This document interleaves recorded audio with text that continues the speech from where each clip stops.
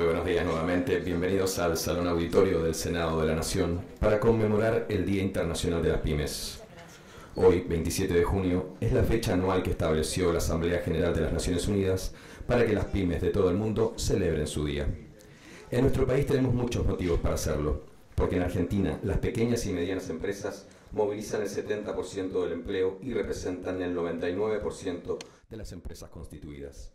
Así, el comercio, la industria, el turismo y las economías regionales se convierten en el motor de cada localidad que se enciende cada mañana cuando se levanta la persiana.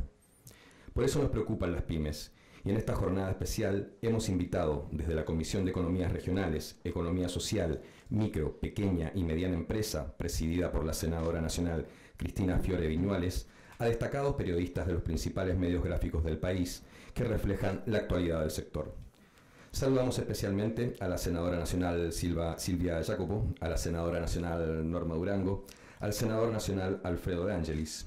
Saludamos también al presidente de la Comisión Pymes de la Cámara de Diputados, el diputado nacional Oscar Macías. Saludamos al Consejo Directivo de CAME, representando a todas las provincias del país. Saludamos asimismo a directores generales y directores del Senado de la Nación y autoridades de ambas cámaras. Nos acompaña en el estrado la presidenta de la Comisión de Economías Regionales, senadora nacional María Cristina Fiore Viñuales, acompañada del señor Fernando González, editor de la Mesa Central de Noticias del diario Clarín, del señor Walter Brown, jefe de redacción del diario El Cronista Comercial, al señor Alfredo Sainz, periodista del diario La Nación, especializado en economía y negocios, al señor Guillermo Yamacurta, editor jefe de Ámbito.com e Ámbito Biz del diario Ámbito Financiero. Para darnos la bienvenida, escuchamos la palabra de la senadora nacional María Cristina Fiore. Sí, muchas gracias. Muy brevemente, en primer lugar, agradecer a este prestigioso panel la presencia, ¿no? Son 4 periodistas de medios sumamente conocidos e importantes de nuestro país que conocen perfectamente la temática y la problemática de pymes, y me parece que el escuchar los temas que ellos van a abordar desde su óptica me parece que puede ser muy enriquecedora. Por un lado, para los legisladores que estamos presentes, porque seguramente nos van a ayudar y nos van a iluminar en nuestra tarea diaria. Y muchas gracias también a todas las autoridades de CAME, que me parece que tienen asistencia perfecta.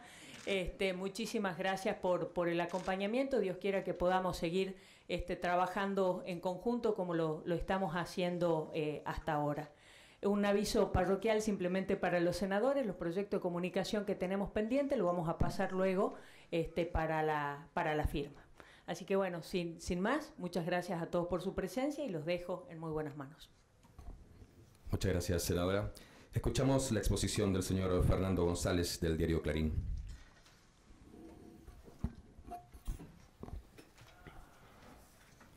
Bueno, buen día a todos. Gracias por la invitación, gracias por la convocatoria, gracias a la senadora, a toda la gente de CAME, de las pymes, y a los legisladores y a quienes trabajan en el Senado. Así que es un momento grato y un honor estar acá con todos ustedes.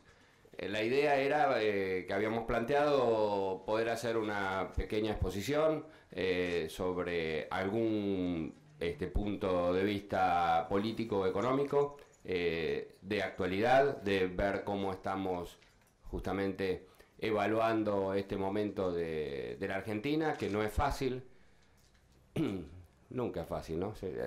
Cuánto tiempo pasa y los momentos de poder evaluar fácilmente a la Argentina nunca se dan, pero así es esto, nos toca siempre a la alta intensidad de la política, de la economía, del fútbol. Venimos de estar cargados ayer, así que hoy estamos un poco más tranquilos, por lo menos hasta el sábado.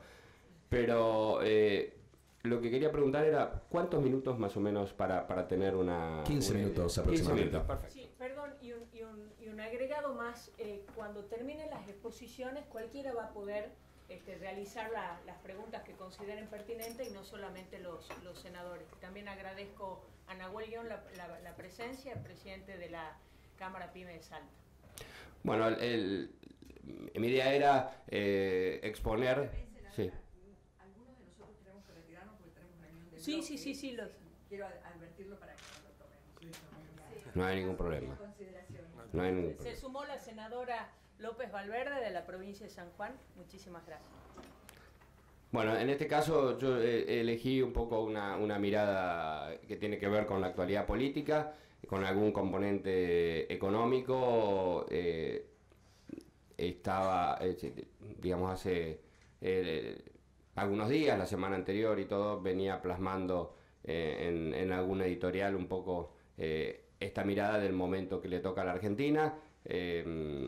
Hay senadores oficialistas y senadores de la oposición, así que seguramente algunos coincidirán con el punto de vista, otros no, o con alguna parte y con otra no. Pero bueno, de eso, en eso vale mucho el tema de la apertura, el disenso y la tolerancia para poder encontrar entre todos las respuestas, ¿no?, que estamos buscando, que me parece que es la idea de este encuentro. Yo titulé a esto Recrear la ilusión de la prosperidad. Es una de las cuestiones que me preocupa en este momento, relacionado con el presente de la Argentina y con el futuro inmediato, básicamente porque la crisis cambiaria por la que acaba de pasar la Argentina, por la que está pasando, esperemos que ya haya pasado, pero es posible que tengamos todavía algún remensón más y que pueda resolverse, cambió un poco el panorama que teníamos hasta fin del año pasado o hasta comienzo, ¿no?, de este mismo año, quizás enero, febrero. Ahí es donde empieza a producirse un fenómeno que, como todos sabemos, tiene una de sus orientaciones en la economía internacional, con la aspiradora de dólares que empezó a funcionar en los Estados Unidos a partir de algunas políticas del gobierno de Donald Trump, de la suba del petróleo y de algunas cuestiones externas que se preveían en la Argentina, pero no con la intensidad que finalmente ocurrieron.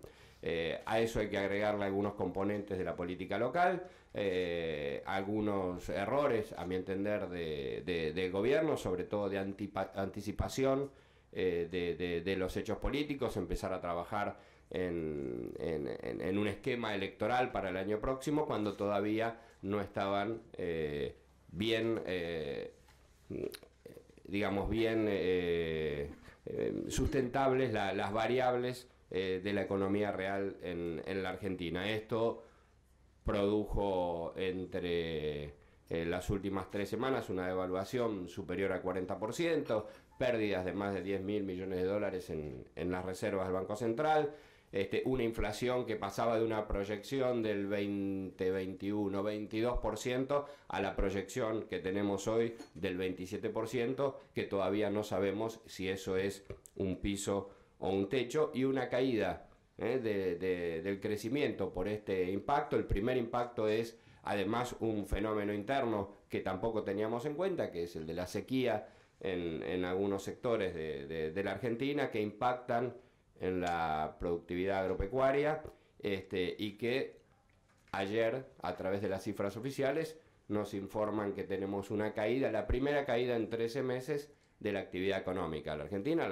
hacía 4 trimestres que crecía, no en valores muy altos, pero sí como para ponerle un incentivo a la economía y tener buenos pálpitos hacia el futuro. Esto se cortó, por lo menos es lo que aparece, ¿no? El primer impacto de la sequía en la economía productiva de la Argentina, con una caída del crecimiento que se espera que se prolongue 2, 3, 4 meses más, que tengamos en definitiva un semestre con un proceso recesivo que el gobierno deberá encontrar la respuesta para ponerle final.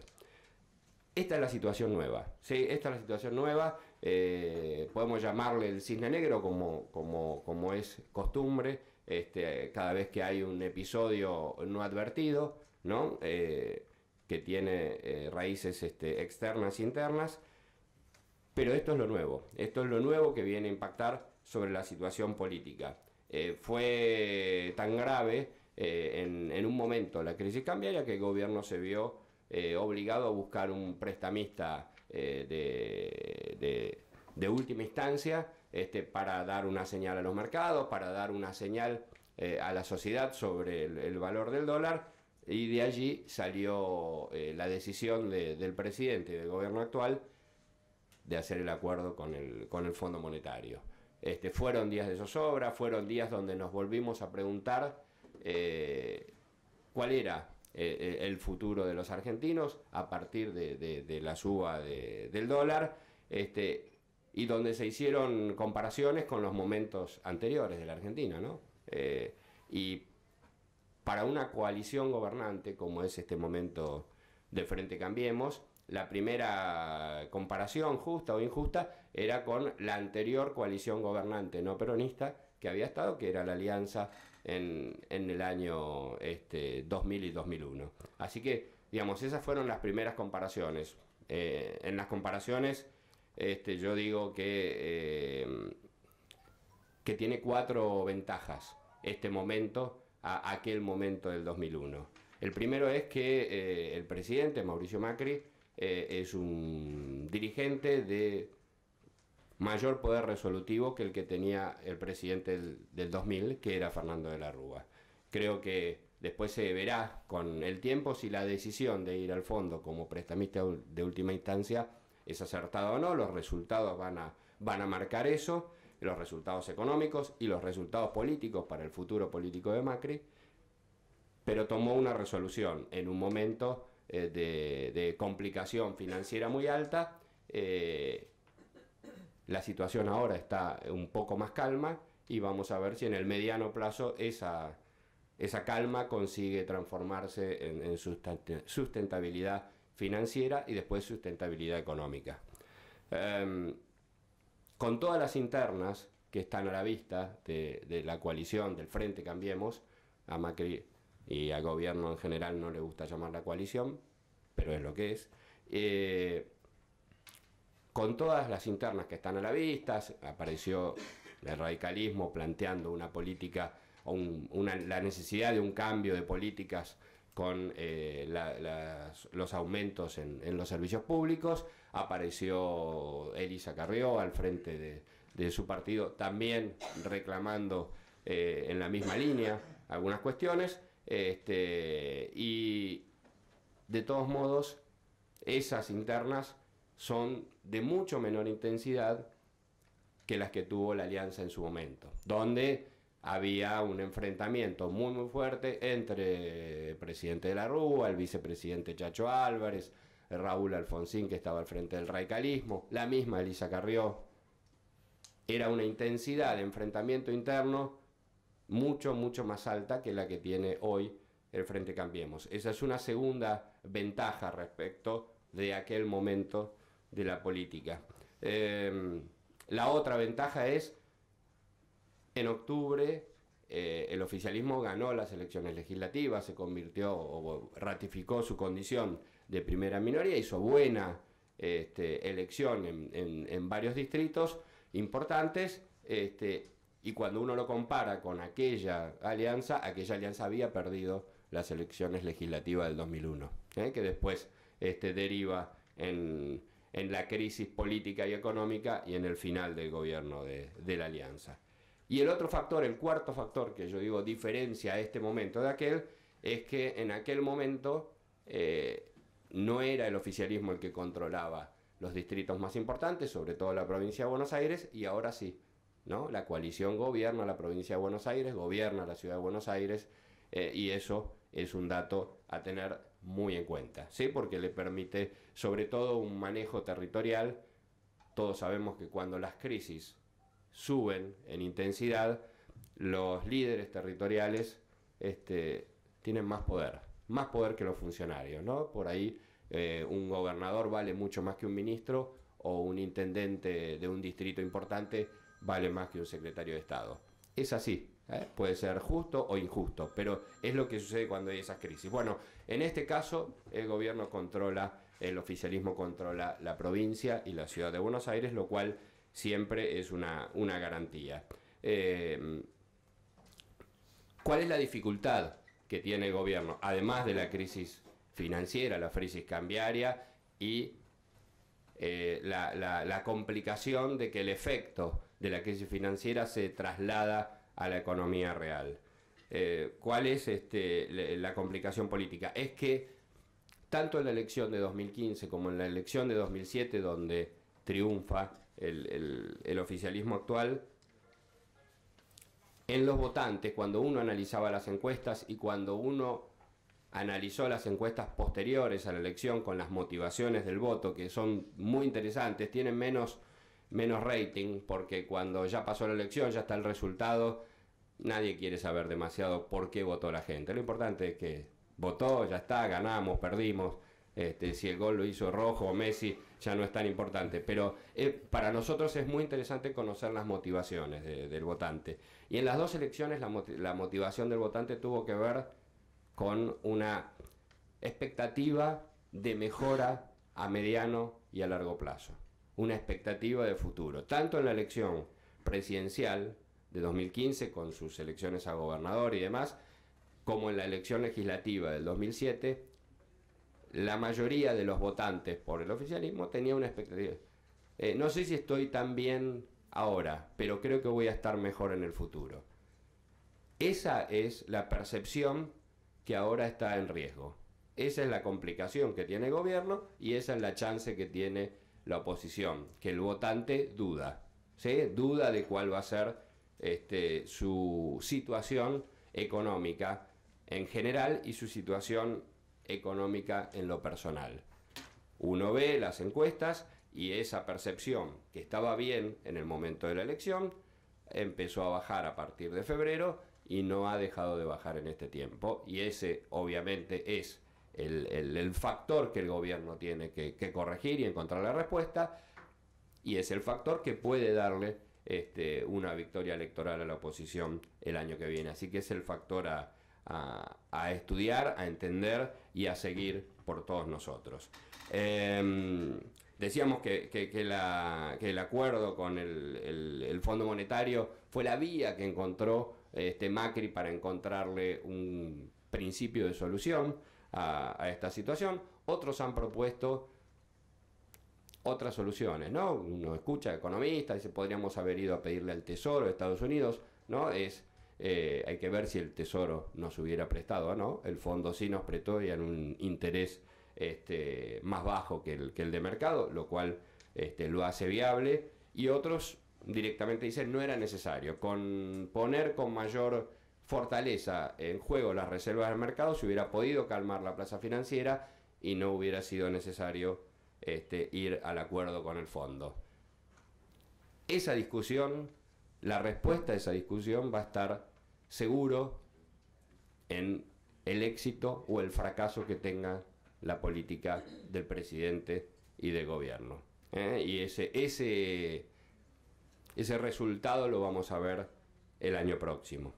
Por lo pronto, algunas señales de estas complicaciones detectó el gobierno, tanto que hizo 3 cambios importantes en el gabinete. En realidad 2 en el gabinete y 1 en la entidad monetaria que maneja la Reserva de la Argentina. Se fue Federico Sturzenegger y vino Luis Caputo a hacerse cargo de lo que ya manejaba un poco en la trastienda, es decir, la estrategia de la política monetaria de la Argentina.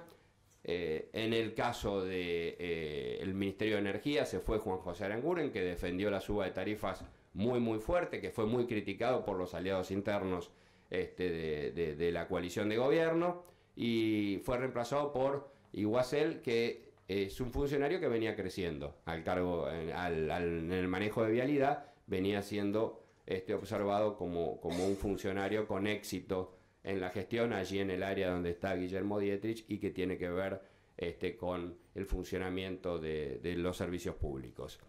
Y en el área de producción, hacía tiempo que venía siendo cuestionado Francisco Cabrera y fue reemplazado por un economista proactivo, para decirlo de alguna manera, partidario de las políticas que buscan dinamizar la actividad productiva, que es Dante Sica, un estudioso de la relación con Brasil, del funcionamiento del Mercosur, y que ya había tenido alguna experiencia de gobierno allá justamente por el 2002 con Eduardo Duhalde. Así que está claro que el presidente y el gobierno tomaron nota de cuáles eran las complicaciones y los cambios van en esa medida, estabilizar la situación financiera y encontrarle de nuevo dinámica a la situación productiva.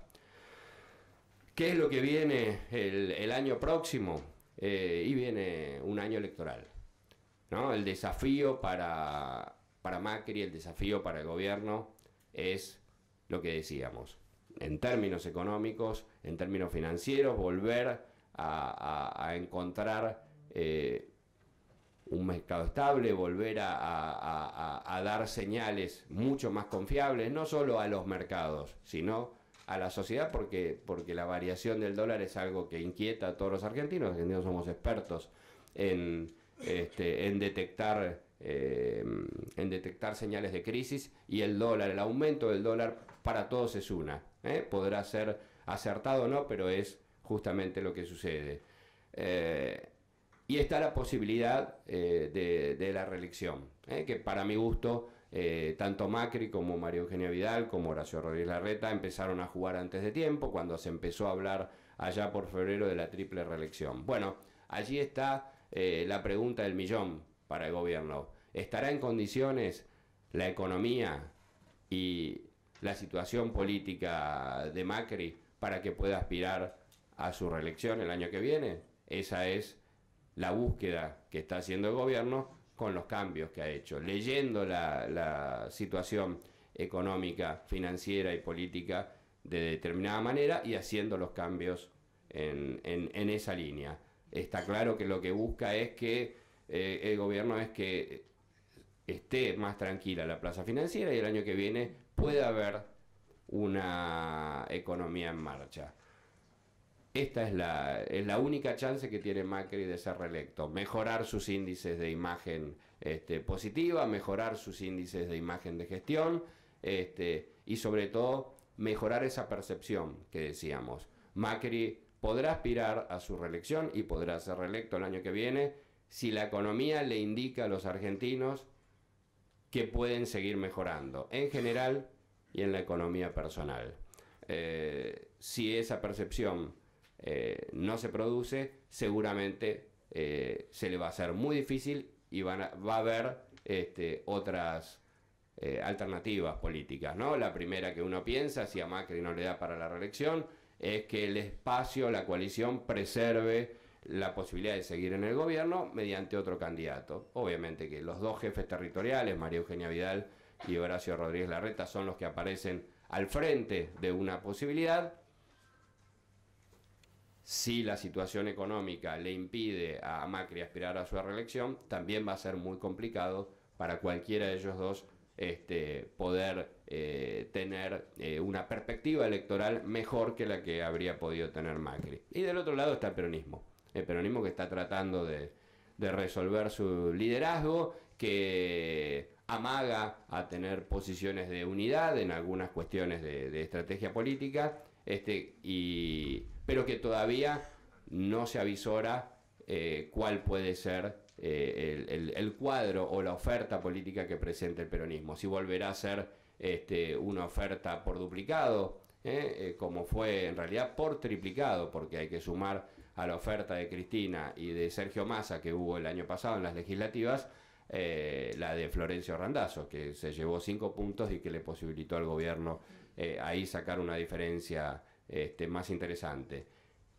Hoy estamos en lo mismo. Yo siempre digo que las elecciones presidenciales no permiten sorpresas, ¿no? En las elecciones legislativas puede aparecer siempre un dirigente, puede aparecer un Sergio Massa en el 2013 que dé vuelta al tablero político, Fernando, un de Narváez en el 2009. Minutos. Sí. 2 minutos, por favor. Perfecto. En las elecciones presidenciales uno ya sabe quiénes van a ser los candidatos. Uno ya sabe, ¿sí? Los candidatos, las posibilidades del oficialismo las acabamos de decir, y en el peronismo sabemos que va a ser Cristina, Massa, Urtubey, y no hay mucho más. Cualquiera de ellos que pueda consolidar su situación podrá ser candidato, podrá haber uno, podrá haber dos, podrá haber tres. El peronismo está definiendo su destino en esto. No tenía demasiadas perspectivas el año pasado para pelear por la presidencia, pero ahora la situación financiera y económica le abrió esa perspectiva, así que vamos a verlo. Pero ahí se va a jugar, ahí se va a jugar la chance. Hoy el peronismo no parece haber resuelto la crisis de liderazgo, y Cristina representa todavía la primer minoría del peronismo, con su 30% en la provincia de Buenos Aires y en los índices que le marcan las encuestas, que podría incluso estar por encima de esa perspectiva. Yo aconsejo mirar los antecedentes, ¿no? Es una situación muy compleja la que tiene el gobierno, la que tiene Macri por delante. No hay antecedentes de un candidato que haya ganado elecciones en situación de baja económica, en situación de crisis, en situación de recesión. Recordemos, Alfonsín, en el final de su gobierno, eligió a Angelós como candidato e hizo todo lo posible para unir al partido detrás de su candidatura. Angelós perdió las elecciones con Carlos Menem. El mismo Menem, en el 99, con Eduardo Duhalde candidato, con ya una economía en baja, y aquellas variables económicas y financieras del post-tequila, hicieron que Duhalde apostara por romper con la convertibilidad, de la Rúa conseguirla, y la sociedad argentina prefirió a de la Rúa en vez de a Eduardo Duhalde. Y lo mismo le pasó a Cristina en la última etapa de su gobierno. Ya con una economía en baja, el cepo al dólar, con restricciones en cuanto a los ingresos externos, eligió a Daniel Scioli como candidato, que era, según todas las encuestas, el mejor candidato. También Daniel Scioli pierde la elección con Mauricio Macri. Lo que uno ve es que en situaciones de restricción económica y de recesión es difícil, incluso bendiciendo a un candidato que no es uno mismo, como hizo Alfonsín con Angelós, como hizo Menem con Duhalde, como hizo Cristina con Scioli, poder ganar. Si Macri logra ir por su reelección y ser reelecto el año que viene con una economía complicada como la que estamos viendo hoy, sería realmente un antecedente novedoso. Ese es el desafío que tiene Macri, y obviamente que la oposición tratará de avanzar sobre ese escenario. Lo que quiero decir para ya terminar es esto: cuando hablo de recrear la ilusión de prosperidad, hablo de que a la dirigencia política, al gobierno por un lado, a la oposición, tiene por delante el desafío de plantearle a la sociedad un escenario de mejora. De mejora de la economía en general, de mejora de la economía personal, de mejora de la presencia del Estado. Estos son los elementos que en general definen el resultado de una elección. Está claro que a partir de todo lo que ha sucedido en las últimas semanas, el gobierno necesita cumplir con quién es el prestamista, con el Fondo Monetario, con la baja del déficit. Y necesita al mismo tiempo tranquilizar a la sociedad con el dólar, con la situación financiera, tranquilizar a los mercados para que cese la presión que hay justamente sobre el aumento de la divisa estadounidense que nos vuelve locos y que nos come la cabeza, y recrear la ilusión del vamos a estar bien. Eso es lo que había logrado en el 2015 para llegar a la presidencia Macri, eso es lo que logró el año pasado para ganar las elecciones legislativas, que estuvieron muy difíciles. De hecho, había perdido por un par de décimos en la provincia de Buenos Aires en las PASO, pero logra después sacarle 4 puntos justamente en ese distrito clave. Tiene que recuperar confianza, tiene que recuperar credibilidad y tiene que transmitir idea de futuro. Si Macri no logra transmitir idea de futuro, seguramente alguna de las expresiones opositoras del peronismo será el kirchnerismo, será el peronismo más dialoguista, será el Frente Renovador, que busca desde afuera del peronismo también hacer una oferta, va a tener una chance más importante de llegar al poder el año que viene. Esto es lo que vamos a ver en estos meses, y es lo interesante que plantea la Argentina. Esperemos que tanto el gobierno como la oposición no vuelvan a perder la oportunidad como se perdió allí en el 2001 y en el 2002, porque no fue gratis. La crisis del 2001 no fue gratis,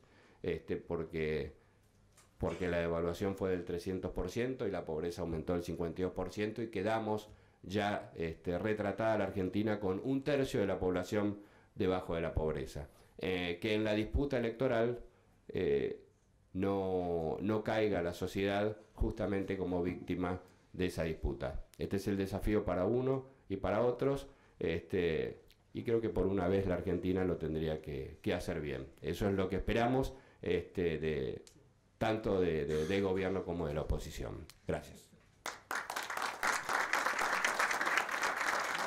Agradecemos la exposición de Fernando González del diario Clarín. Escuchamos a continuación a Alfredo Sainz del diario La Nación.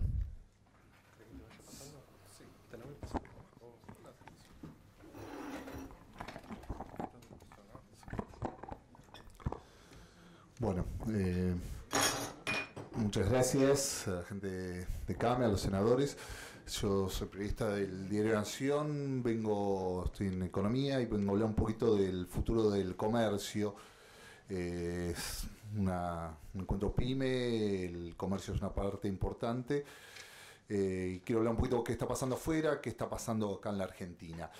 La primera idea, bueno, se habla mucho afuera, no sé si escucharon el concepto de apocalipsis del retail, el comercio minorista, que la idea que estamos en un momento bisagra y que ya hay muchos que hablan incluso que va a desaparecer el pequeño comercio, que el e-commerce, el comercio electrónico va a reemplazar al comercio físico, el tradicional que uno conoce.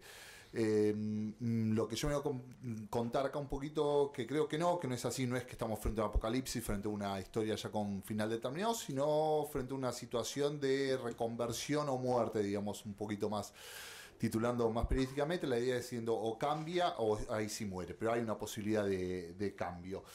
Lo que está pasando, bueno, es una crisis general, comercio tradicional. Esto es Toys R Us, es una cadena de jugueterías, la número 1 del mundo, que anunció que va a cerrar, está cerrando todos los locales.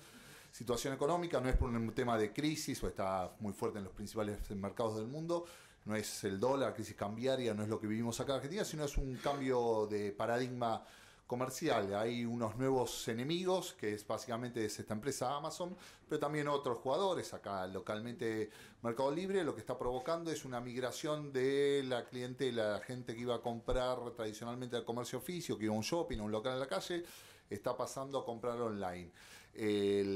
La idea es esto, lo que lleva muchas veces a hablar de apocalipsis, de que siendo va a desaparecer. Creemos lo que está pasando más que una desaparición, va a ser una época de cambio. A nivel local tenés una situación muy parecida, condimentada con temas bien de coyuntura económica. Comercio minorista, la idea del costo inmobiliario es una mayor, se quejan todos los comercios con razones. Creo que ahí voy a mostrar unos ejemplos de cómo se están recetas que están haciendo para hacer algo diferente. Nicola, no sé si lo conoces, es una cadena de heladerías de Capital, nació en Flores, está en Gran Buenos Aires en zona sur, están en zonas medias, no es ni muy arriba, no compiten en Fredo Pérsico, ni tampoco es Grido, es algo más clase media. Lo que está haciendo ahora es abriéndose en las ochavas de las esquinas, son lugares muy más baratos, los vende con locales no sé si se llega a ver bien, uno no entra al local, te atienden a través de una vidriera y pedís la situación, una misma persona es la que despacha, la que cobra, ahorran un costo inmobiliario, son locales de 15 metros cuadrados, y logran precisamente bajar uno de los componentes del costo inmobiliario. Otro ejemplo que no sé si lo conoces, es una cadena de pizzería, se llama Fábrica de Pizzas, nació acá en Capital, está en algunas localidades del interior, pero es una competencia de, si se acuerdan, Huggies, una pizzería muy barata. También esa idea de cómo bajar el costo laboral, también mega utilizan a los empleados que sean un poquito de todas las personas, es autoservicio con la misma persona que cocina y una segunda persona que está en la caja. Digamos, reducir costos creo que es una de las premisas que se vienen. En el tema del shopping, lo que está pasando, bueno, también la respuesta que pasa afuera y pasa tímidamente acá. Esto es el proyecto, una foto del proyecto Al Río en Vicente López. Se está pasando un concepto de shopping, de la gente iba a comprar a comercios tradicionales, iba a comprar ropa, indumentaria deportiva, electrodomésticos, a ofrecer un concepto de lifestyle center. Incorporando servicios, la idea es atraer a la gente que no solamente venga para comprar, sino que venga a hacer un poquito toda su vida. Servicios de los tradicionales servicios bancarios hasta consultorios médicos, gimnasios que está pasando afuera, peluquerías. La misma idea de que convivan la oficina con el centro comercial, un centro comercial donde oficinas y no esté más esa frontera entre la parte comercial y la parte corporativa, sino un poquito todos conviviendo. Es algo que pasa afuera y que creo que también está viniendo.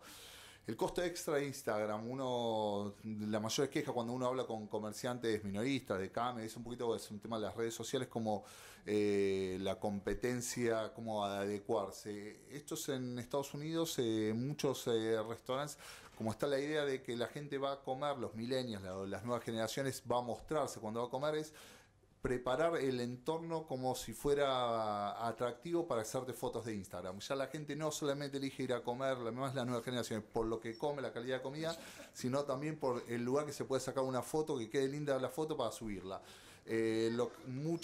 Trabajando muchas restaurantes afuera, y acá tímidamente en Palermo, la idea es que sea un entorno lindo visualmente para esa fotografía típica de Instagram, la foto vertical que se sube en las Instagram Stories, con colores más brillantes, como todo un armado más escenográfico.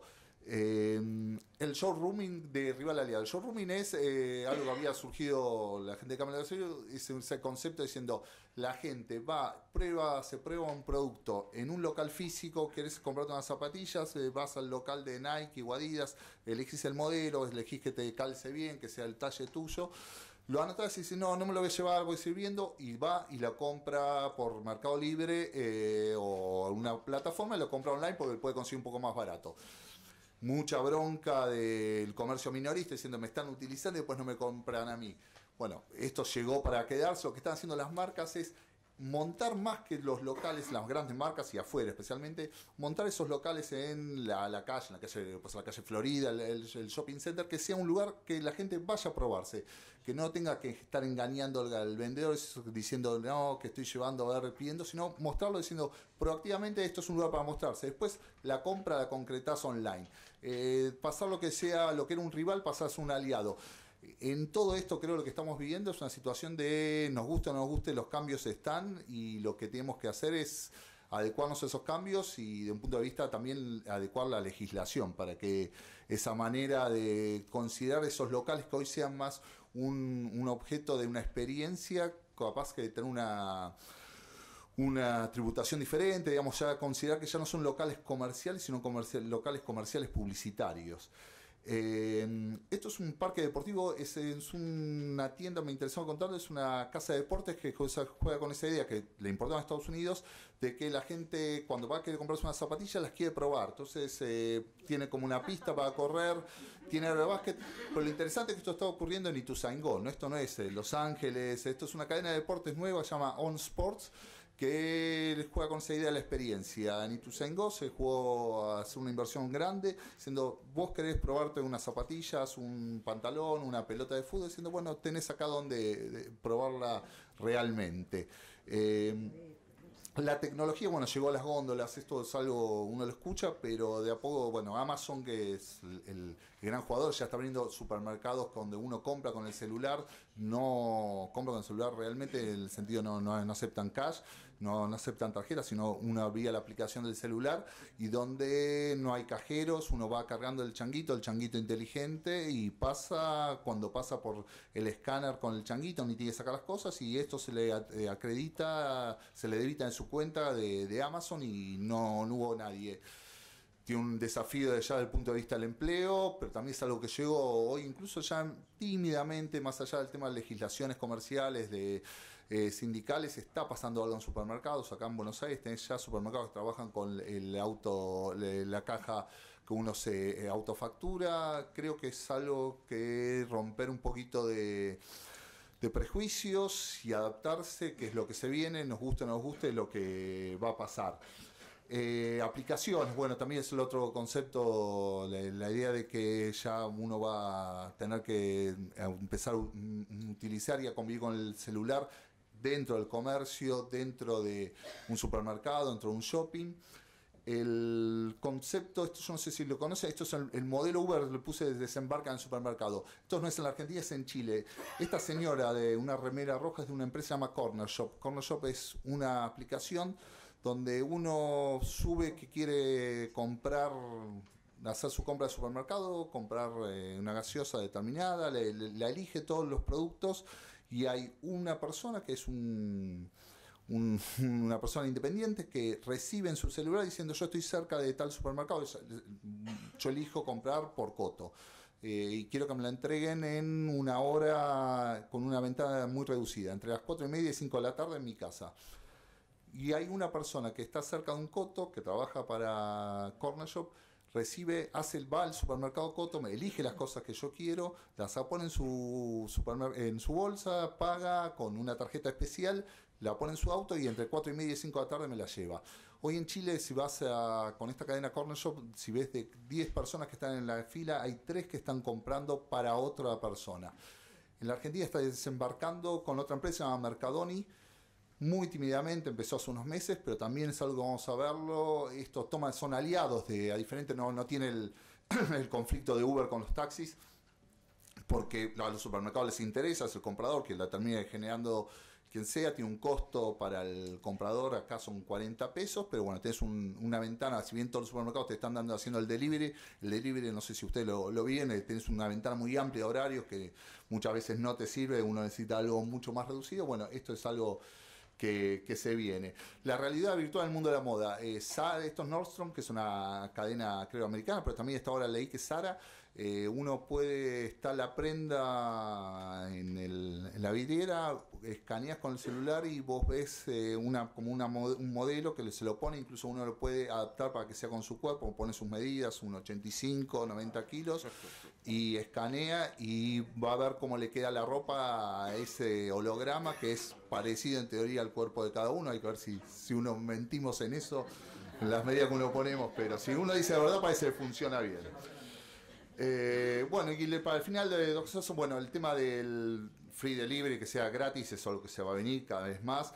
Y la velocidad, si tiene oportunidades de viajar afuera, uno va y compra en Amazon, y si uno pone ese Amazon Prime, estás afuera y pedís que esté para esa tarde o para el otro día más tardar, y Amazon no sé cómo logra que esté.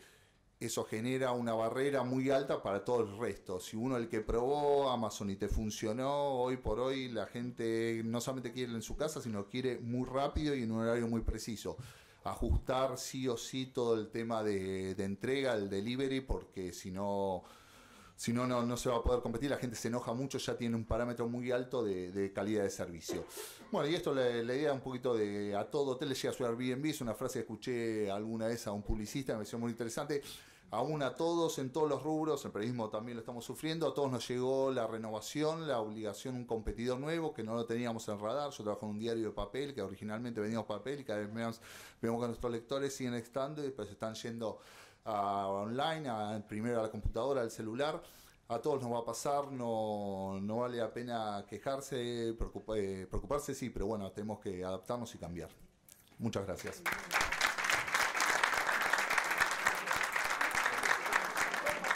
Agradecemos la exposición del periodista Alfredo Sainz del diario La Nación.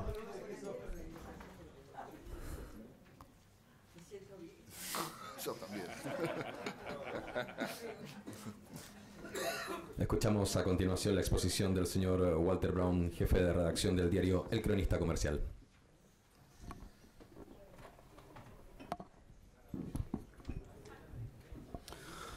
Bueno, gracias por la invitación. Realmente me siento honrado por estar aquí con ustedes y siento que debería ser yo el que le esté preguntando a ustedes y no el que esté exponiendo ante ustedes, pero sobre todo después de la exposición de Alfredo, ¿no? Que me parece que va a ser insuperable. Pero bueno, vamos a tratar de hacer lo posible y hablar de un poquito más del costado económico, de lo que nos está pasando y de lo que puede llegar a venir hacia adelante con algunos números que nos van a orientar un poquito de cómo estamos, ¿no?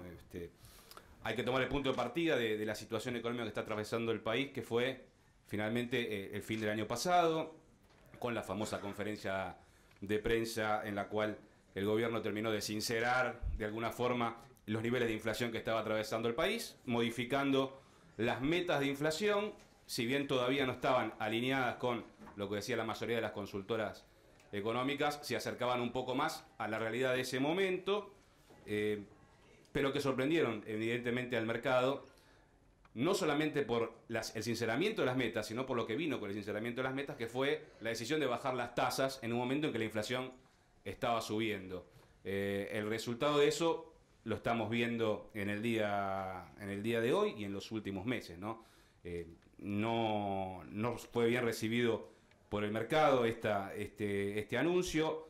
Se notó una pérdida de credibilidad importante dentro de lo que es la conducción del Banco Central, que precisamente subía las tasas para tratar de controlar la inflación y con suba de inflación decidió bajar las tasas. Una intromisión de la política dentro de lo que era el manejo de la economía y básicamente el manejo de la política antiinflacionaria. Y eso se combinó con un factor que era previsible, que ya se sabía que iba a ocurrir, pero que de todas formas nos tomó bastante desprotegidos. ¿Cuál fue? La decisión, por un lado, de aplicar impuestos a las inversiones extranjeras en títulos públicos para la Argentina, algo que hizo salir rápidamente a los inversores extranjeros de nuestro mercado. Cuando salieron los inversores y después de esta famosa conferencia de prensa y esta decisión que les acabo de nombrar, los inversores locales también siguieron detrás de ellos. A eso se le sumó la suba de tasas en los Estados Unidos, con lo cual el escenario para todos los mercados emergentes comenzó a complicarse mucho más y por ende la Argentina, que tenía este factor interno sumado a este factor externo, sufrió las consecuencias que todos pudimos observar. ¿Qué pasó? Y bueno, se disparó el precio del dólar. El Banco Central empezó a utilizar reservas para tratar de controlarlo. No lo logró. Estableció el famoso ladrillo, la famosa pared de 5.000 millones de oferta a 25 pesos que todos vimos, que contuvo la situación hasta que llegó el acuerdo con el Fondo Monetario, pero una vez que se levantó también, otra vez, el dólar se disparó. Subió por lo menos un 10% más. Hoy estamos con un dólar de alrededor de 28 pesos, lo que nos lleva desde aquella decisión de fin de año hasta este momento a una devaluación del 40%. Una devaluación que obviamente nos impacta a todos, a los consumidores, a las pequeñas y medianas empresas, a las grandes industrias, en definitiva a todo el país. Y a partir de lo que ocurrió y de la forma en que se pudo contener con el acuerdo con el Fondo Monetario, hoy la política monetaria que está llevando adelante Luis Caputo y que aparentemente es la que se va a seguir hacia adelante, implica que el dólar va a continuar ascendiendo, pero al ritmo de la inflación. Esto es, no nos extrañemos de que veamos a fin de año un dólar cercano a los 31, 32 pesos, de acuerdo a cómo evolucione más la inflación en los próximos meses. Por el momento el gobierno está conforme con este dólar en torno a los 28, porque nos ha mejorado y mucho la competitividad, algo muy importante para la economía, más allá de que también nos incrementó mucho los costos, que es algo que estamos sufriendo. El resultado de toda esta situación, como ya lo había comentado Fernando, fue el recambio del presidente del Banco Central, el recambio del equipo ministerial. Este recambio implicó un empoderamiento de Nicolás Dujovne al frente del área de la economía, ya con el Ministerio de Hacienda y también el Ministerio de Finanzas, y como coordinador del resto de los ministerios económicos, en función de cumplir con el acuerdo que se terminó cerrando con el Fondo Monetario, que implica ir equilibrando las cuentas fiscales, uno de los grandes males que tiene nuestra economía, el déficit que tanto nos agobia. Pero también implicó el nombramiento de Dante Sica, un ministro de la producción que generó esperanza, por lo menos me pasó a mí escucharlo a algunos de ustedes hoy, y a muchos empresarios pymes, generó esperanza en el sector por su perfil más industrialista, más cercano a la economía real, a los diferentes sectores y con la intención de ir avanzando y encontrando soluciones a los problemas que hoy atraviesan las pymes particularmente. Lo hablábamos con algunos de ustedes hace unos instantes nada más, básicamente este problema que se pueda llegar a romper la cadena de pagos, ¿no? Por las dificultades que hay hoy de financiamiento. Estuvo reunido Dante Sica en los últimos días con varias centrales empresarias, con varios sectores, dejó deslizar algunas ideas de lo que se va a anunciar, quizá en el día de hoy mismo, cuando estén por aquí, por el día de las pymes, probablemente también la semana próxima. Entre ellos, bueno, se anunció que se va a relanzar los planes de estímulo al consumo. Estamos hablando de la hora 12, estamos hablando de los pagos en 3 y 6 cuotas sin interés, algo complejo en este escenario en el cual no sabemos hasta dónde el dólar se contiene y hasta dónde las tasas no se van a volver a incrementar. También se mencionó los precios cuidados, los precios claros, bueno, estas políticas que está llevando adelante el gobierno ya desde la gestión anterior a la de Sica con Pancho Cabrera. Pero también se barajó la posibilidad de diseñar nuevos mecanismos de financiamiento junto al Banco Central para las pymes, no solo para el descuento de cheques, algo muy importante para la pequeña empresa, sino también para capital de trabajo, ¿no? Algo que también resulta clave si estamos intentando avanzar y intentando crecer y salir de esta grave situación que estamos atravesando. Se mencionó, entre otras cosas, una línea del Banco Nación con tasas más accesibles, pero no se descarta también que se pueda anunciar un subsidio de tasas para llegar a un nivel de interés anual cercano al 29%. Recordemos que hoy la tasa de referencia del Banco Central está ubicada en el 40%, con lo cual sería un alivio bastante importante, si bien todavía todos coincidimos, son tasas difíciles de absorber, ¿no? Pero bueno, es una forma de empezar a alcanzar financiamiento. Otra de las opciones que se está evaluando es la posibilidad de que se habilite a los bancos a utilizar parte de sus encajes para financiar a las pequeñas empresas. Esperemos que alguna de todas estas ideas se termine cristalizando y que termine ayudando a mejorar al sector después de lo que ha sido un comienzo de año bastante complicado y que nos tiene en una situación delicada. Decía que el gobierno apeló al Fondo Monetario para hacer frente al escenario convulsionado y cubrir las necesidades de financiamiento que tendrá por delante. Necesidades que con la propia devaluación se amortiguaron un poco, porque claro, con los mismos dólares se van a tener más pesos, con lo tanto se puede cubrir un poquito más los gastos que hay por delante y avanzar hacia el equilibrio fiscal que pide el fondo, que en todo lo contrario, no está pidiendo que se reduzca el nivel de gasto. Así que ahí hay una situación por la cual la devaluación ayuda a que no sea tan gravosa la carga sobre los presupuestos en los próximos años. Sin embargo, ustedes mismos van a tener, veo a los senadores y a los diputados, van a tener la pelea por delante de lo que será la discusión de un presupuesto más acotado, ¿no? Para el 2019, que ya, si uno escucha a algunos gobernadores, están poniendo sus peros, ¿no? Bueno, a mí no me toques el dinero, manejar los recortes por el lado de la nación. Bueno, el esfuerzo, en definitiva, cada uno sabrá cómo logra llevarlo hacia adelante, pero si se quiere empezar a recibir los desembolsos del Fondo Monetario, más allá de los 15.000 millones que ya llegaron, se van a tener que empezar a cumplir por lo menos algunas de las pautas especificadas en ese acuerdo. Un acuerdo que llegó para seguir sosteniendo el nivel de gasto que estábamos teniendo, o por lo menos para que no sea tan dura ir la baja que se planea realizar de ese gasto. No nos olvidemos, Argentina ya estaba en una política de endeudamiento a través de los mercados internacionales, con el encarecimiento de la deuda por la decisión de Estados Unidos de subir las tasas. Se acudió a un prestamista, que algunos dicen un prestamista de última instancia, ¿no? Como es el Fondo Monetario, pero con tasas que son mejores hoy que las que puede ofrecer el mercado. No obstante, el gobierno sigue financiándose con el mercado. Ayer lo hizo el Tesoro emitiendo letras con las cuales obtuvo 790 millones de dólares, sigue sumando un poco de financiamiento porque no va a alcanzar con la plata del Fondo Monetario. Por el nivel de gastos que tiene el gobierno, por lo menos hasta fin del año que viene, y los desembolsos que están previstos realizarse en el programa con el Fondo Monetario Internacional, van a faltar por lo menos 24.000 millones de dólares. Y eso va a tener que irse a buscar a los mercados como está pasando en el día de hoy. ¿Qué implica eso? Bueno, menos financiamiento para la economía real también. Si no se consigue esos fondos en el exterior, se los va a buscar en puertas adentro. Y bueno, esa es una dificultad que van a tener las empresas. Y es una dificultad que las pymes tienen que mirar de cerca también, ¿no? Hay un dato positivo para pensar que puede llegar a haber un poquito más de capitales para nosotros, que fue la decisión del MSCI hace algunos días nada más de darle categoría de emergente a la Argentina.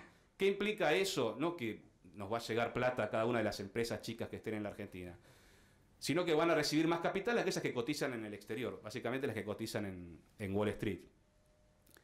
Eso, a su vez, nos va a decomprimir un poquito el mercado interno. Si esas empresas consiguen más fondos afuera, probablemente las pymes puedan empezar a conseguir un poquito más fondos internamente. Y también nos da una mejor mirada del exterior hacia la Argentina a la hora de decidir cada uno de los inversores extranjeros a dónde van a llevar sus fondos. El resultado final está por verse. Esto no es inmediato. Obviamente que esto va a empezar a pasar recién a mediados del año próximo. Con lo cual hay que todavía empezar a pensar en cómo sobrevivir o cómo crecer en una política de ajuste, como era el título de esta columna, en un escenario en el cual el financiamiento todavía está por verse y va a depender mucho de lo que termine realizando el gobierno, los anuncios que termine realizando el gobierno en los próximos días. Dicho esto, hay que marcar que el peor de los problemas que tuvo la economía no fue el financiero, sino que fue la sequía. Lo mencionaba Fernando anteriormente. Y la sequía porque, si bien ya desde mediados del año pasado, algunos organismos estatales y la Bolsa de Cereales y la Bolsa de Rosario también venían anunciando que se venía el efecto de la Niña, ¿no? El efecto climático que iba a provocar una sequía, fue mucho más intensa de lo que se esperaba. Y llegó durante el verano a ser la sequía más importante de los últimos 50 años. Y esto no es un discurso hecho, realmente lo fue. A punto tal que se perdieron 30 millones de toneladas de granos. Y eso implica 8.000 millones de dólares menos de ingresos para el país. Con toda la dificultad que tiene el comercio exterior argentino, hoy, que no logra avanzar en el exterior, restarle 8.000 millones de dólares a las exportaciones, bueno, tenemos las consecuencias vistas, ¿no? Hace 17 meses que el comercio exterior tiene un saldo negativo en la Argentina. Y esos 17 meses de saldo negativo conforman alrededor de 13.000 millones de dólares, más o menos lo que nos prestó el fondo en estos últimos días. Dense cuenta cuál es la importancia, ¿no? De empezar a equilibrar también las cuentas del comercio exterior. El dato positivo de esto es que la devaluación mejora la competitividad del tipo de cambio y eso probablemente nos ayude a avanzar ya en los últimos meses del año y en el año próximo en una mejor posibilidad de ubicar nuestros productos en el exterior, ya con el campo habiendo atravesado el problema de la sequía y las inundaciones que también terminaron de complicar a la cosecha. Se verá un 2019 en el cual sea el campo probablemente una vez más, a partir del comercio exterior, uno de los sectores que empiece a empujar un poco más a la economía hacia adelante. Dicho esto, hay que tener en cuenta que este año los números no van a ser lo que se esperaba en el comienzo. Arrancamos con un crecimiento muy fuerte en el primer trimestre de la economía a nivel interanual, que ya hemos visto los datos arrojados ayer por el INDEC. En abril se registró una pérdida de casi 1%. Esa pérdida ya las consultoras la han proyectado. Va a cubrir todo el trimestre, va a cubrir el tercer trimestre también, y probablemente a partir de esta recomposición de números que se están haciendo por estas horas, termine complicando también el fin de año. Recién en los últimos meses se empezaría a ver un elemento de reactivación que va a venir de la mano del consumo, algo a lo cual las pymes están esperando con muchas ansias, ¿no? ¿Y por qué digo esto? porque se están discutiendo paritarias de nuevo. La Argentina hoy está avanzando en el capítulo de la revisión de las paritarias, producto de lo que fue una inflación más alta de lo esperado. Ya hubo un acuerdo en el sector de los bancarios, sabemos que los camioneros acordaron un 25%, que es la regla que se está hoy manejando en el resto de los gremios. El próximo en venir, y que se está ya empezando a discutir, es el sector de comercio, precisamente, que tenía esta cláusula de revisión en su acuerdo paritario y que va a avanzar en algún momento en alguna cifra un poco más cercana a estos números de los que estamos hablando, y con un peso más en el bolsillo, los argentinos para Navidad probablemente estemos gastando un poco más. Nos estaremos yendo menos afuera, sin embargo, vemos a todos los argentinos en Rusia, ¿no? Digo, eso no cambia. Pero probablemente tengamos un poquito más de turismo interno y tengamos más de turismo del exterior que venga de la Argentina, porque el tipo de cambio es mucho más conveniente y eso va a mejorar también los ingresos desde el lado del turismo. Serán las herramientas que nos ayuden a atravesar probablemente el fin de año y el verano del año próximo, con la idea de arrancar un 2019 electoral, un 2019 político, con mucha carga de la política, pero también con la necesidad de cumplir con ajustes financieros que no van a ser del todo fáciles la tarea para el gobierno. Es un desafío crecer, hay alternativas para hacerlo. La demostración de Alfredo creo que quedó muy clara, ¿no? Para el sector de comercio hay muchas fórmulas que hoy no tenemos en cuenta, pero que son necesarias empezar a activar si queremos que la gente vuelva a consumir y que vuelva a consumir nuestros productos y que consuma en la Argentina y que la economía empiece a crecer una vez más. Será el desafío que tengan por delante las pymes y será el desafío que tendremos por delante todos nosotros. Muchas gracias.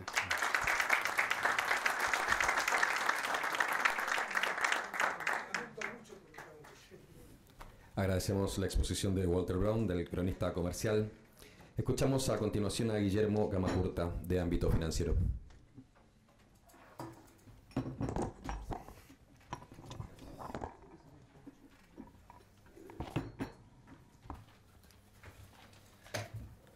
Bueno, buenos días para todos. Ante todo, bueno, agradecerle a la senadora Cristina Viñuales por la invitación. La verdad que un placer tener un auditorio tan calificado y compartir esta mesa con destacados colegas. Un poco, bueno, el título que elegí es un tanto ambicioso por esto que digo, ¿no? De un auditorio más que calificado, que saben mucho más la realidad de lo que está pasando, tanto los senadores por el conocimiento que tienen de las provincias, como por los directivos de CAME, que en el día a día están peleando con sus empresas y con sus actividades productivas. El título es Economías regionales, el desafío siempre pendiente. ¿Por qué planteo eso? Bueno, un poco tiene que ver con pensar las economías regionales más allá de las ideologías, más allá de los gobiernos. Parece una verdad de perogrullo, pero pasamos de un extremo a otro, ¿sí? En la Argentina, en todo, lamentablemente. Del subsidio a las economías regionales, a la viabilidad de las economías regionales, a que cierre el Excel o a que el Estado sea un Estado tonto que ponga la plata para que las empresas puedan funcionar. Se habla mucho del tamaño del Estado, si tiene que ser grande, si tiene que ser chico. Creo que el Estado tiene que ser inteligente, el Estado tiene que saber administrar los recursos y fomentar la economía privada. Una alianza estratégica de la que mucho se habla, pero que poco se hace, ¿no? Esta cuestión de el privado y el Estado que genere las condiciones para que el privado pueda desarrollarse. En términos de datos, un poco, bueno, Walter fue bastante claro con los números, ¿no? De la economía, de la situación de la economía, pero sí es interesante ver, por ejemplo, el último informe de Coninagro, que Coninagro, como ustedes saben, es Confederación de Cooperativas a nivel nacional, que realiza un semáforo en el que analiza mensualmente 19 actividades de economías regionales. Este semáforo en el mes de abril dio números más que alarmantes. El semáforo plantea una situación de rojo, crisis, una situación amarillo, que sería advertencia, y una situación verde, que es de pleno crecimiento para el sector. En este sentido, el último semáforo, como les decía, muestra que hay 10 sectores con signos de crisis, 2 con alertas en su producción, 3 en crecimiento pero con algún rojo dando vuelta, y apenas dos sectores en pleno crecimiento. Entonces, de 19 hay 12 sectores en los que se observan complejidades al momento de llevar adelante la producción. ¿Cuáles son los problemas, ¿no?, de las economías regionales? Y en esto quizás ustedes lo saben, por supuesto que lo saben, pero a veces las recetas que la política aplica o los remedios que aplica la política para las economías regionales suelen ser únicas, sin entender la complejidad que cada sector tiene hacia el interior, sin entender el desarrollo de cada sector y sin entender muchas veces la dimensión social de las economías regionales, ¿sí? Nos centramos en los números, nos centramos en la producción, pero ustedes saben que el día a día de las economías regionales mucho tiene que ver con la dimensión social de las distintas regiones de nuestro país, ¿no? En este sentido, creo que un factor más que preocupante para las economías regionales es la pérdida de competitividad. Pérdida de competitividad dada por diversos factores, varios de los que mencionó Walter. Uno tiene que ver con la suba de tarifas. A esta altura creo que nadie discute el tema de la suba de tarifas, de que había que realizar un reacomodamiento de los cuadros tarifarios. El tema es la previsibilidad. Cuando nos pasa en el hogar, ¿no? Cuando llega la factura de luz o de gas, no sabemos cuánto vamos a pagar, y en conversaciones con muchos de los empresarios pymes y de economías regionales y de productores, una de las cuestiones es, está bien, sí, tengo que pagar más, ahora quiero saber cuánto me va a llegar. Quiero hacer una caja de flujo de costos o un presupuesto de mis costos y no sé cuánto voy a pagar en octubre de gas o cuánto voy a pagar de electricidad. Creo que este es un punto central que me parece que todos los gobiernos, al momento de informar cambios en los precios regulados, parece ser más un enigma que una aclaración cuando se informan la cuestión de los precios, de aumentos en los precios regulados. Esto, por supuesto, también tiene que ver con hay una inflación en los costos de los productores y de las empresas pymes que también es preocupante. La competitividad en la Argentina, siempre hablamos del tipo de cambio, ¿no? O sea, no necesitamos, el tipo de cambio está pisado, el tipo de cambio está atrasado. Sí, por supuesto, el tipo de cambio estaba atrasado claramente, era una herramienta del gobierno para anclar un poco inflación. Se vio obligado por la situación internacional a dejar correr un poco el tipo de cambio. Ahora, uno puede preguntar, esa competitividad que ganamos con el tipo de cambio, ¿cuánto dura en un escenario de una inflación que, como bien decía Walter, pasamos de una meta del 15 a no tener meta de inflación? Y los privados ya están hablando algunos de un 30%. Entonces, si la competitividad de nuestras economías regionales va a depender pura y exclusivamente del tipo de cambio, vamos a estar siempre en la misma trampa. Será una competitividad ganada pasajera, pero si no mejoramos la infraestructura, si no mejoramos el acceso al financiamiento de las economías regionales y de los productores, esa competitividad ganada por el tipo de cambio es más que efímera. El tema del financiamiento es por supuesto escaso y por otra parte no se adapta a la realidad de cada una de las economías regionales.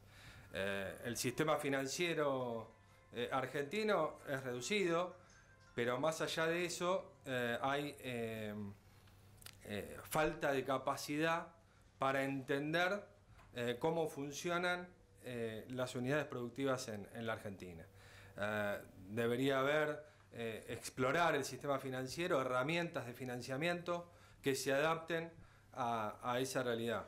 En la época de mis abuelos, el almacén de ramos generales se pagaba con la cosecha, ¿no? Y eso era, bueno, era el valor de la palabra. No volver a esos tiempos, pero sí que de alguna manera ese financiamiento se adapte a esa realidad del productor, ¿no? Eso me parece que es importante que se entienda de esa manera. Otro dato interesante, que es el que realiza CAME, que tiene que ver, que se sigue mensualmente también, con lo que es el tema de lo que se le paga al productor y ese producto cuánto vale puesto en la góndola. Para el mes de mayo, un consumidor pagó 5,2 veces más que lo que se le paga al productor en la puerta del campo. Ahí vemos de alguna manera lo que son las cadenas de valor. Han pasado muchos gobiernos hablando de la cadena de valor, nos vamos a sentar, las mesas sectoriales, hay que discutir estas cadenas de valor para ver quién es el que finalmente es formador de precio. La realidad es que estamos en mayo de 2018 y vemos que el productor recibe mucho menos de lo que el consumidor termina pagando en la góndola. Y en este punto otra cuestión, que es el comercio exterior y la relación con el comercio exterior. El gobierno tuvo una visión aperturista en cuanto a las importaciones, no es una avalancha importadora, como se dice en algunos sectores, pero el gobierno tenía la idea de, bueno, abro la importación para atacar la inflación. Si consigo un producto importado más económico, eso va a hacer que al consumidor pague menos y genere una competencia de precio en la góndola o en la vidriera. La realidad es que el importador está comprando, el otro día por ejemplo tenía un ejemplo de un empresario metalúrgico que me decía mi producto puesto en la puerta de mi empresa vale 8 pesos, la importación sale 6,50, ahora los dos productos en la góndola están a 60 pesos, es decir, pasa con el sector textil, pasa con el sector calzado, pasa con también producciones de economías regionales que se están importando, que el precio final termina siendo el mismo del nacional y del importado. Entonces esa competencia de precio no se está dando. Ahí creo que otra vez, ni comercio totalmente cerrado ni comercio totalmente abierto. Un comercio inteligente, ¿sí?, de la Argentina. Hay otra cuestión que es interesante cuando uno ve la de las economías regionales y otra vez, ustedes por supuesto que lo tienen súper claro este tema, pero las economías regionales tienen un efecto no solamente del movimiento económico, sino esto que les decía de lo social, ¿no? Ese productor que convive con su comunidad, ese productor que conoce a sus empleados, ese productor que conoce al director de escuela. Bueno, esa dimensión social que tiene la economía regional en un país tan extenso como el nuestro, me parece que también necesita una mirada desde la política para entender que articular la realidad del productor con la comunidad puede generar un ciclo virtuoso. Si tenemos un productor que le va bien, si tenemos un productor que su negocio lo pueda hacer rendir, seguramente tendremos una comunidad que está mejor, tendremos arraigo en el interior, tendremos escuelas y tendremos universidades que puedan dar que puedan satisfacer la demanda de esas comunidades del interior. Tengo la suerte de conocer en la provincia de Buenos Aires el sistema de escuelas de alternancia muy de cerca.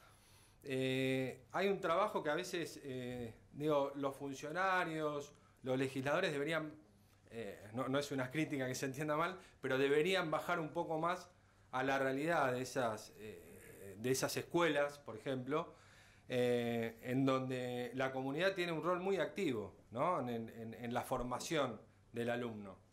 Ese alumno que el día de mañana tendrá que tener las capacidades para poder quedarse en su ciudad y para poder llevar adelante esas economías regionales con una mirada nueva, con una mirada del siglo XXI, en donde la tecnología también tiene que formar parte de las economías regionales y de las producciones locales. Un poco tomando lo de Alfredo, la tecnología uno no tiene que tener miedo a la tecnología, ¿sí? La tecnología puede ser justamente en términos de competitividad una herramienta más que importante. Y ahí otra vez aparece... Se rompió. Prueba de lo que estamos pasando. ¿Esta es nacional o importada? Vení, sentate, Caso. No. Sí, no, vení, sentate. Ahí otra vez aparece la cuestión del financiamiento, ¿no?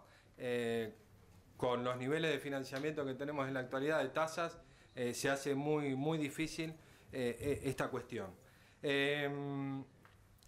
Hablábamos también del comercio exterior, y en esto, bueno, las exportaciones de las economías regionales representan alrededor de un 7% de las exportaciones totales, y la realidad que vienen en baja, en consonancia con las exportaciones generales, pero las economías regionales atraviesan muchas dificultades que están haciendo también una retracción de las ventas externas.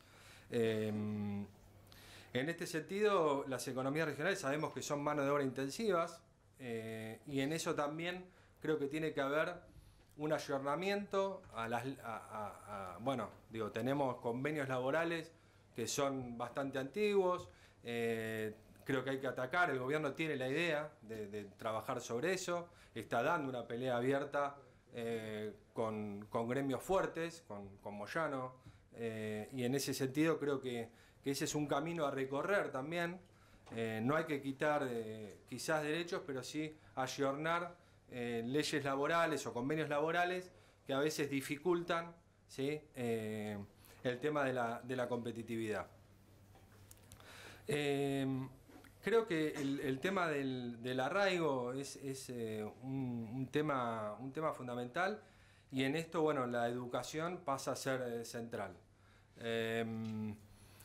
Tenemos que tener una educación del siglo XXI, tenemos que tener una educación que entienda cada una de las particularidades de las economías regionales y del mundo pyme, ¿no?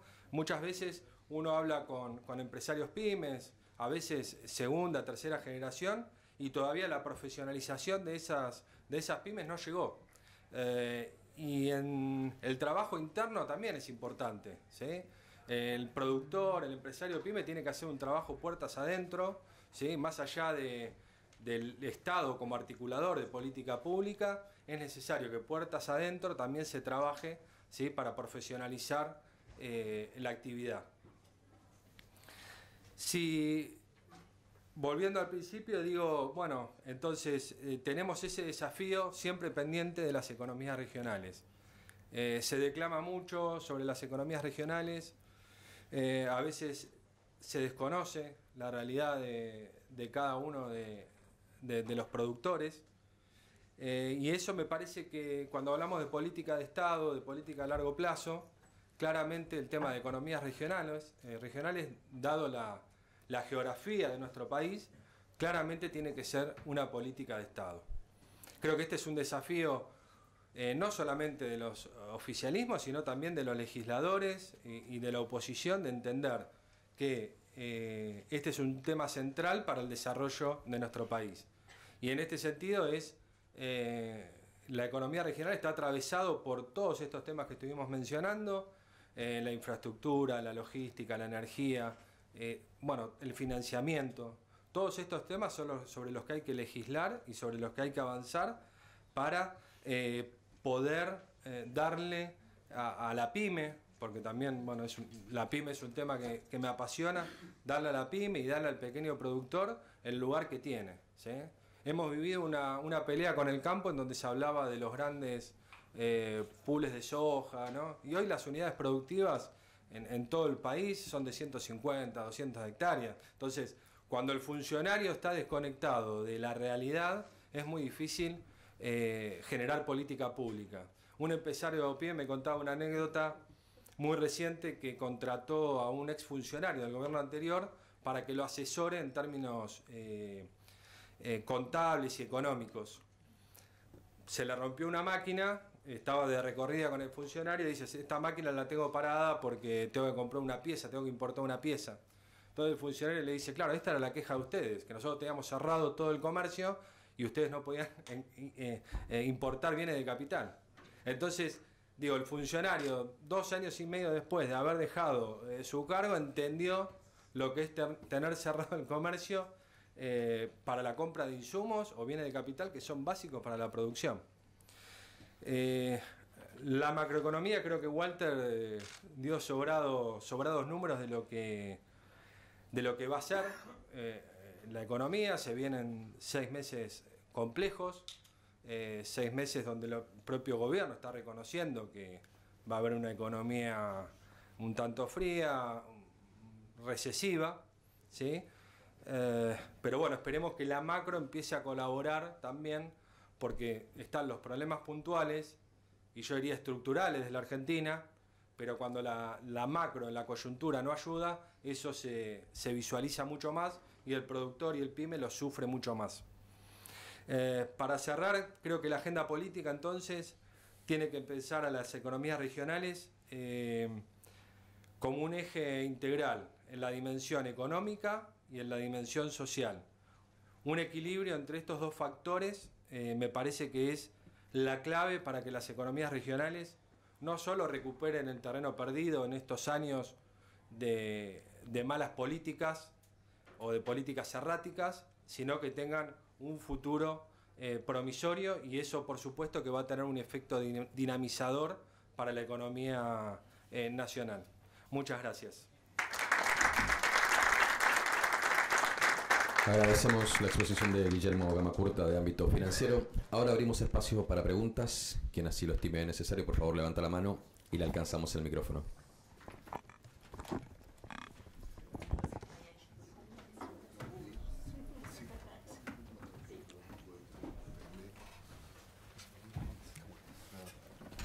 ¿Qué tal? Buenos días. En primer lugar, un abrazo grande a todas las pymes en el día que estamos festejando en nombre del Consejo Directivo de CAMI. Mi nombre es Roberto Torres, soy secretario de Interior de CAMI. Mi cámara de base es la Unión Industrial de La Pampa. Y después de haber escuchado las exquisitas disertaciones que nos acompañaron hoy, cada uno en su temática, la pregunta simplemente es esta, ¿no? De acuerdo a lo que decía Walter,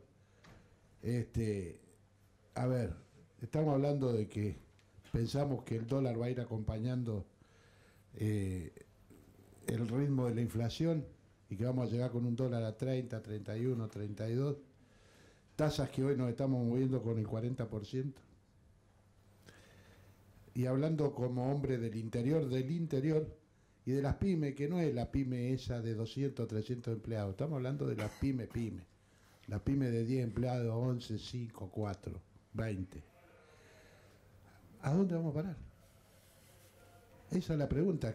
¿Qué tenemos nosotros como dirigentes, independientemente que cada uno de nosotros tengamos nuestra actividad? ¿Qué tenemos que decirle a nuestros amigos, a nuestras empresas? ¿Qué le podemos aconsejar? ¿Qué es lo que tienen que hacer? Porque se hace inviable. O sea, cada uno va a pretender comprar dólares, tener el dólar guardado antes que agarrar la plata e invertirla y hacer la compra de una maquinaria, ¿no? La pregunta es un poco esa. ¿A dónde nos orientamos ustedes? ¿A dónde creen que puede ser, no? Que va la cosa, independientemente de la parte tecnológica que habló Fernando, que realmente la estamos viendo todo y que nos viene pasando por arriba, ¿no? Más lo que tenemos algunos años encima. Está claro. Gracias. Gracias por la pregunta. Está claro que con esa modalidad que tenemos todos los argentinos de ir a refugiarnos al dólar cuando la cosa está mal, no nos está yendo bien. Evidentemente no nos está yendo bien. Y necesitamos tratar de que las cosas caminen, porque si no, nos vamos comiendo de a poco, ¿no? Nos vamos desgastando y en un momento no tenemos forma de salir hacia adelante. Claro que es muy difícil salir con una tasa del 40% y por eso es necesario que el gobierno aporte una solución para el financiamiento de las pequeñas empresas y que puedan reactivar su producción. Claro que es necesario reconvertirse para tratar de ser más efectivos, para ser más competitivos dentro del mercado, un poco desde la tecnología, otro poco desde los hábitos propios internos. Es muy complejo el escenario, lo va a seguir siendo durante un tiempo más. Lo importante es tratar de sobreponerse, es pensar que si uno invierte vas a tener crecimiento el día de mañana. Hoy hablaba con algunos de ustedes básicamente de lo que tiene que ver con los cambios de hábito de consumo de la tecnología y de cómo nos recibe eso hoy a las empresas y a las industrias para adelante.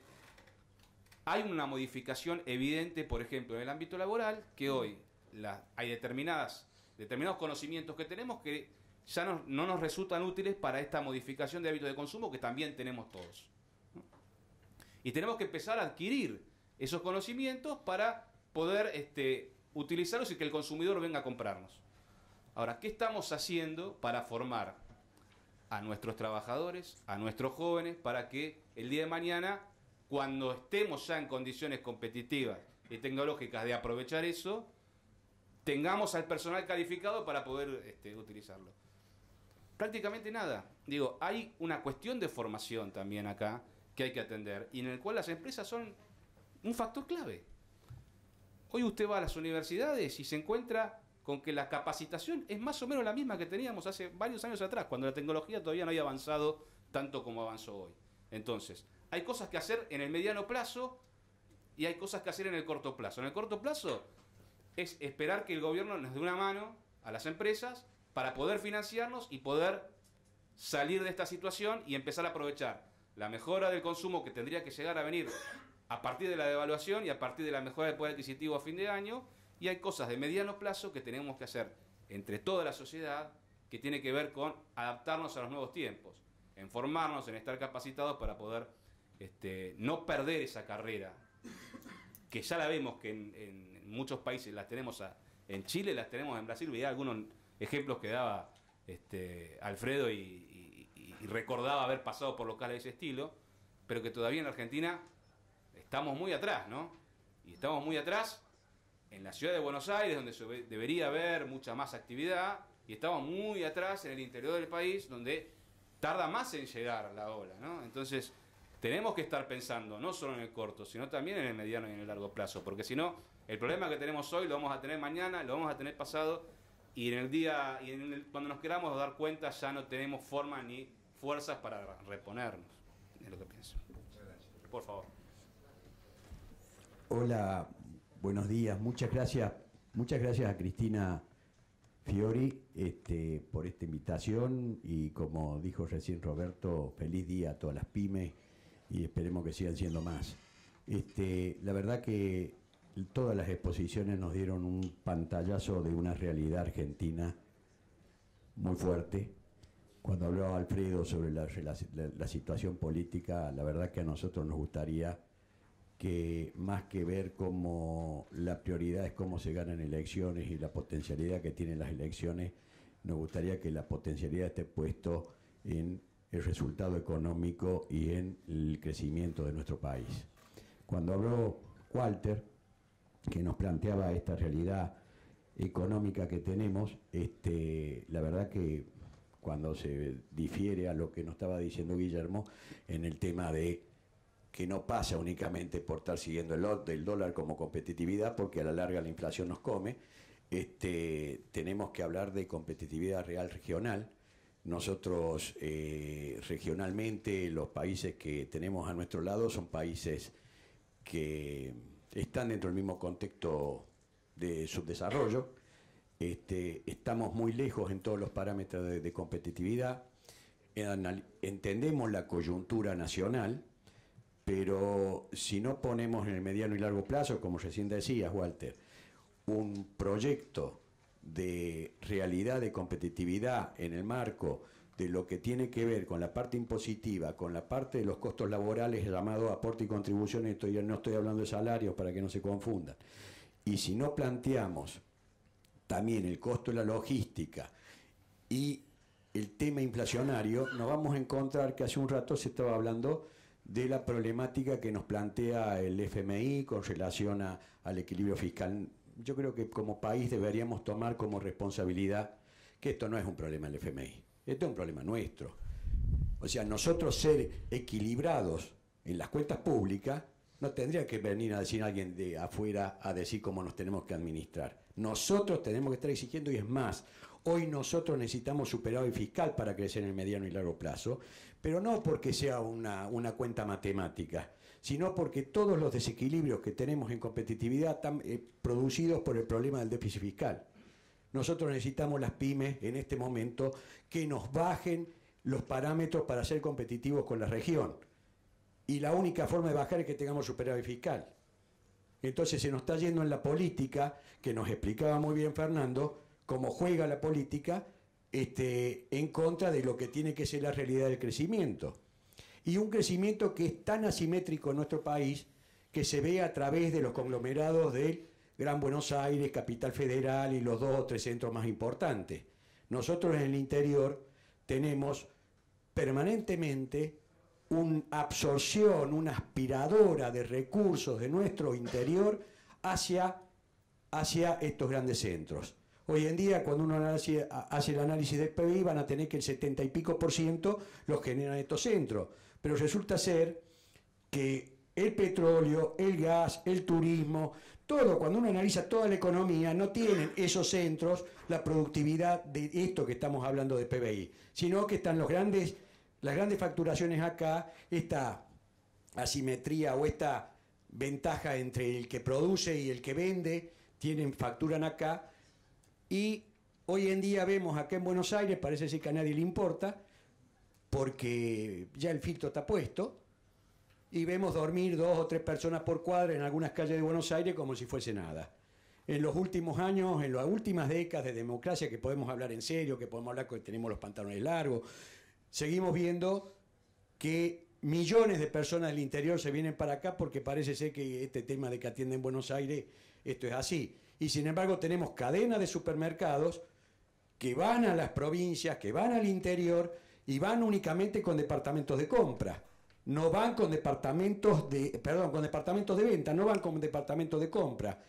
Lugares donde pueden comprar lechuga, tomate, cebolla, cualquier cosa de esta, no. Sale de los centros de logística. Y de esos centros de logística no generan nada, nos absorben los mercados. Y esto tenemos que aprender cuando hablaba hace un rato Alfredo sobre lo que viene con las nuevas tecnologías.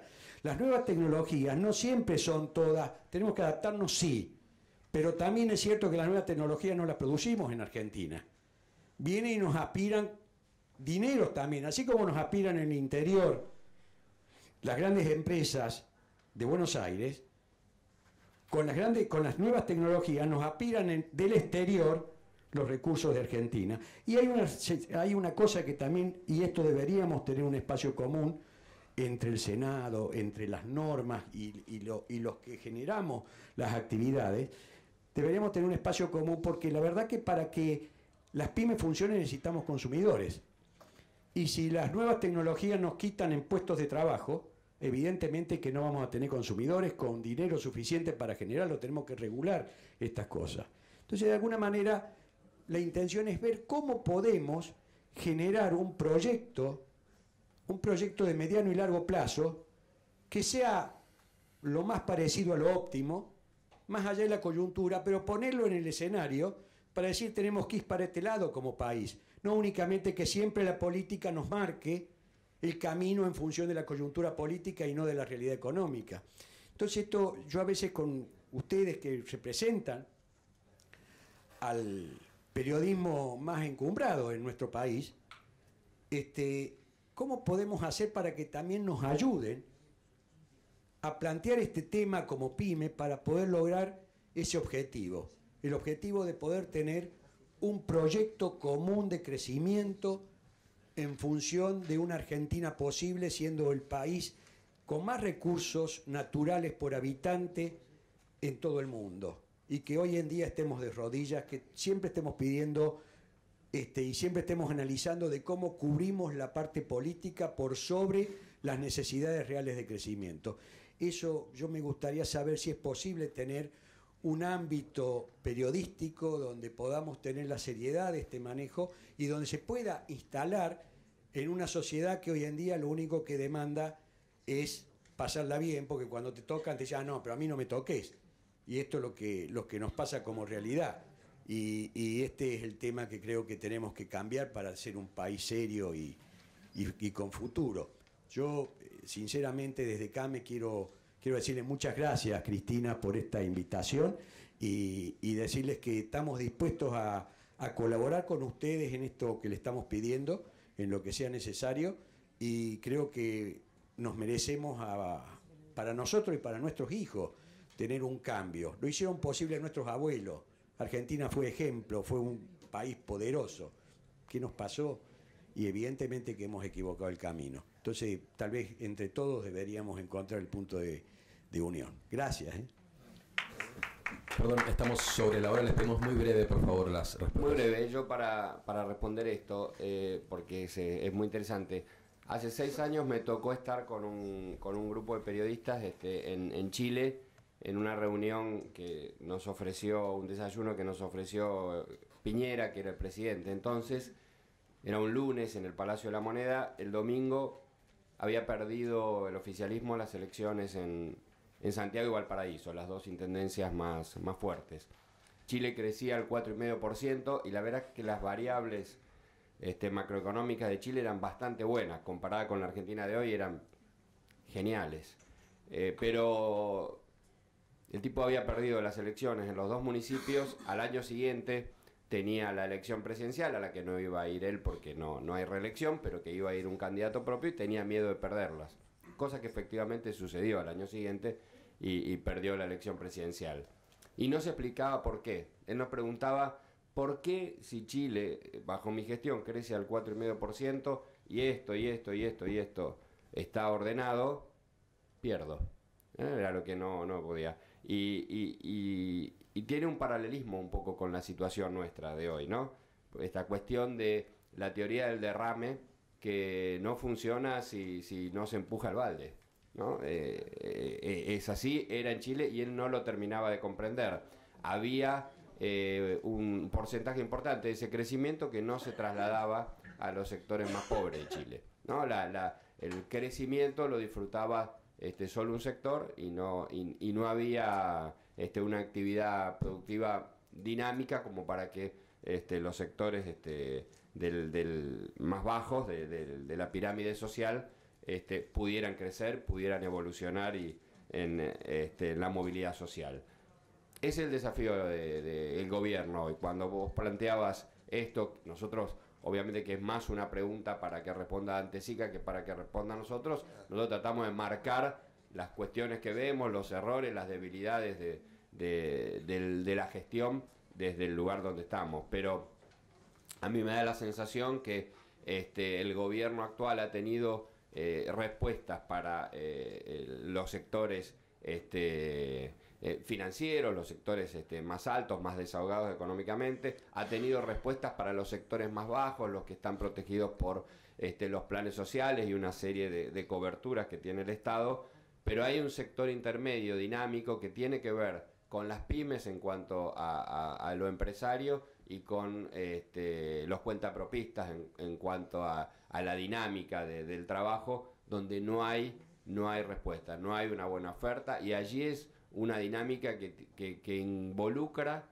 a un sector muy importante, muy extendido de la sociedad. Me parece que si no acierta a encontrar respuestas ahí, a ponerle esa dinámica a la economía, seguramente no va a tener un buen resultado electoral el año próximo.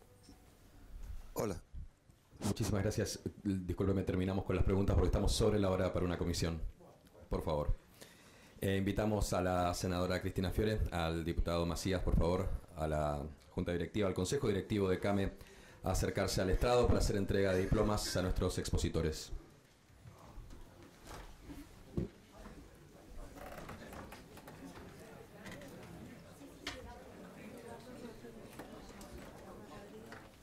El doctor Gerardo Díaz Beltrán, vicepresidente de Economías Regionales de CAME, y el señor Eduardo Rodríguez.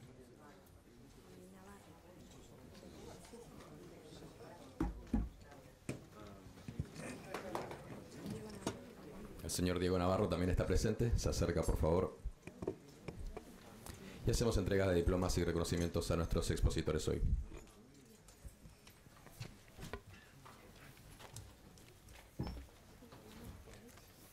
Perfecto.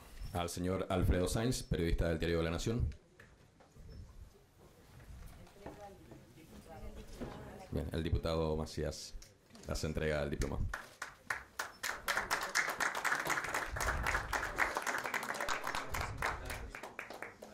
Llamamos al señor Walter Brown, jefe de redacción del diario Cronista Comercial.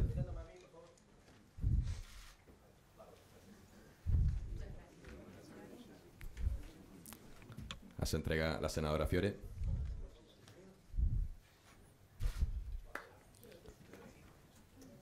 Invitamos Invitamos ahora al señor Fernando González, editor del diario Clarín.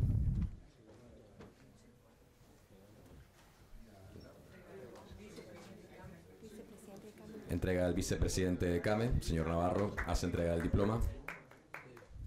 Y finalmente, tras la foto, finalmente invitamos al señor Guillermo Gamacurta, editor jefe de ámbito.com. Hace entrega del diploma al señor Eduardo Rodríguez.